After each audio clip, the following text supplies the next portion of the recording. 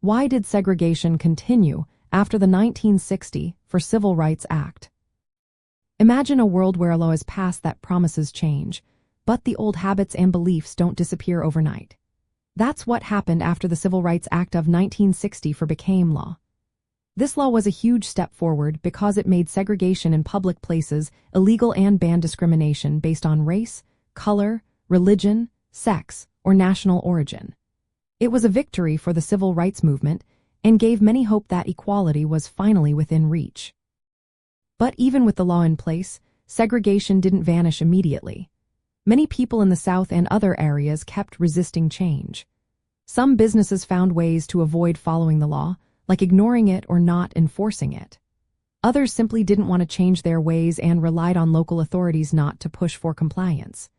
This meant that in many towns, restaurants, hotels, and theaters still kept people apart, even if it was against the law. One big reason segregation persisted was that the law couldn't change what people believed deep down. Many folks still believed in racial separation and social divisions. They found new ways to keep communities apart, like segregating neighborhoods, schools, and social clubs. These habits had been built over generations and didn't disappear just because a law said they should. Enforcement was another challenge.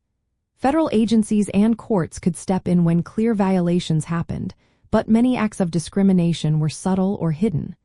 Without strong oversight, some communities continued their old practices.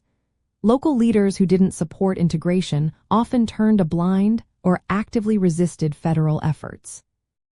The Civil Rights Act also didn't cover every part of inequality. It focused mainly on public places and employment discrimination. It didn't guarantee equal access to good jobs, quality housing, or education. Many African Americans still faced barriers in these areas, and progress was slow. The law was a powerful tool, but it couldn't fix all the problems at once. After 1964, activists kept fighting for stronger enforcement and new laws. They worked to make sure the promises of the Civil Rights Act were fulfilled. The spirit of hope and determination from the 1960s kept people pushing for real change. They knew that laws alone couldn't change hearts and minds, but they believed that persistent effort could make a difference. So, even after the law was passed, the fight for true equality continued, step by step.